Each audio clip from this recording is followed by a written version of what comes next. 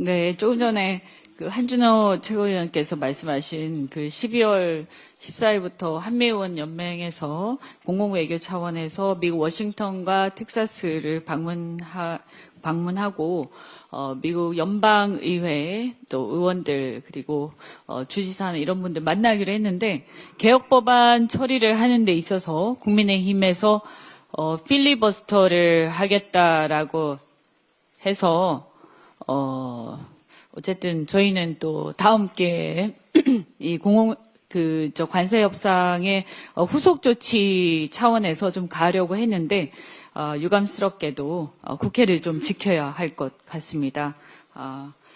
그 국민의힘이 이런 그 국익과 관련된 일에서마저도 자꾸 이렇게 딴지를 걸고 있는데 좀 반대를 위한 반대 좀 자제해야 하지 않는가 강력하게 말씀을 드립니다. 여러 번 말씀을 드렸지만 자꾸 비준 주장을 하고 있어서 다시 한번 말씀드립니다. 이 비준 주장은 스스로 바보임을 인증하는 꼴입니다.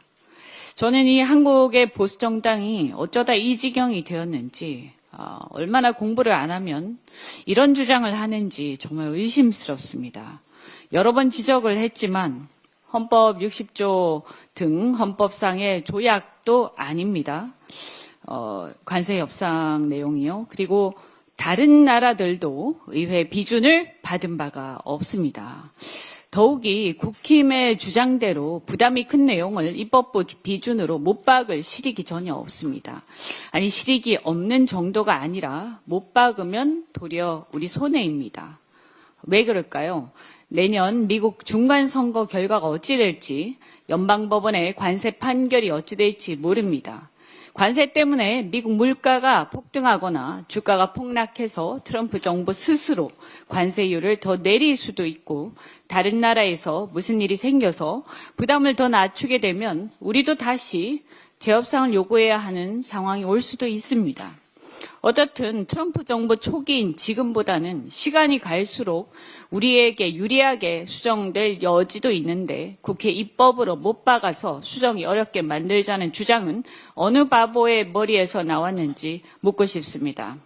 그러니 내란이나 일으키는 바보를 대통령 후보시키고 내란을 일으켜 당이 초토화되도록 아무도 못 막은 거 아니겠습니까? 협상이란 상대가 있는 것입니다. 내 마음대로 될 것 같으면 뭐하러 협상이라 하겠습니까? 그래도 승복이 안 된다고 할 수 있으니 하나 더 말씀드리겠습니다. 이번 관세 협상에서 가장 큰 성과 중에 하나가 핵잠수함 건조 성과입니다. 건조에 대해서 합의를 한 것입니다.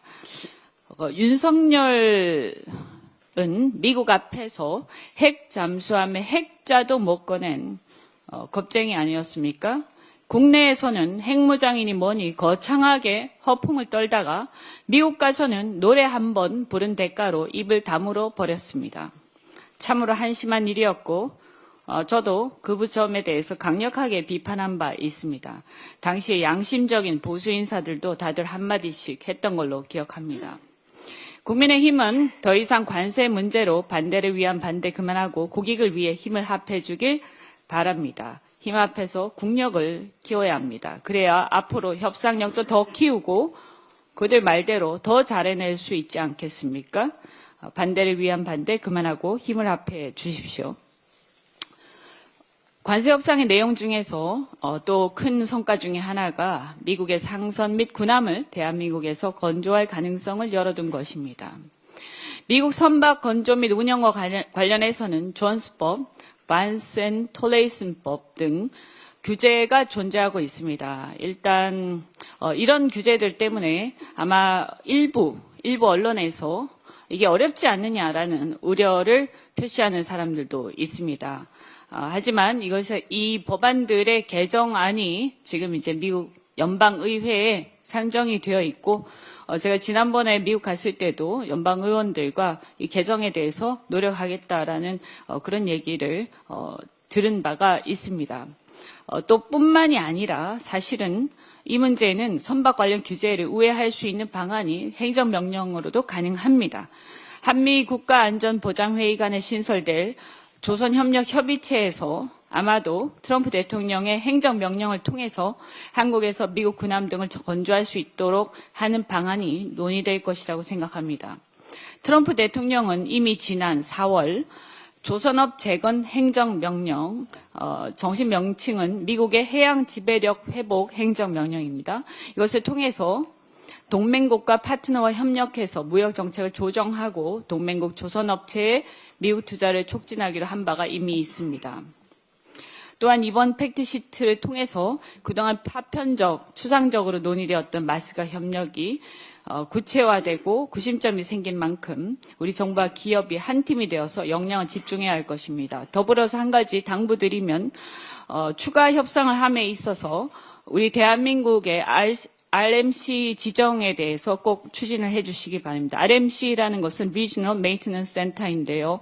이것은 지금 아시아에는 싱가포르가 일본에 두 군데 있는 것으로 알고 있습니다. 미국 군함이 유지 보수를 하는 공식적인 권역입니다. 이렇게 이번 관세 협상에서 한국이 군함의 어떤 유지 보수 이런 것에 대해서도 가능성이 생긴 만큼 이 RMC 지정이 한국 내에 지정이 꼭 되어야 한다 말씀드립니다. 그리고 지난 7월에 제가 발의했던 마스가 지원법이 오늘 산자위 전체회의에서도 상정이 됩니다. 우리 국회에서도 마스가 지원법을 비롯해서 뒷받침하는 법안들 신속히 통과시키도록 그렇게 하겠습니다. 더불어서 지난주에 보면 코스피가 다소 조정 국면에 들어가 있습니다. 오늘은 좀 회복이 됐습니다만 지금과 같은 시기야말로 투자자들에게는 좀 신중함이 필요하다. 그래서 단기적인 일희일비보다는 기업의 장기 투자, 국제금융 정세를 주시하면서 기업의 실적과 성장 가능성에 대한 정보를 기반으로 장기 투자를 하는 것이 매우 중요하다고 생각합니다. 저는 이재명 대통령 임기 내에 코스피 5천 달성이 당연히 가능할 것이다 이렇게 봅니다만 그럼에도 불구하고 이러한 장기 투자를 하는 문화 이것을 정착시키는 것이 매우 중요합니다. 우리랑 코스피 5천위원회에서도 자본시장 활성화, 지배구조 개선 등과 함께 이재명 대통령께서도 이미 언급하신 바가 있는 장기 보유 투자자를 위한 세제 혜택 논의도 신속히 추진해 주시기를 바랍니다. 네, 이상입니다. 다음으로 황명선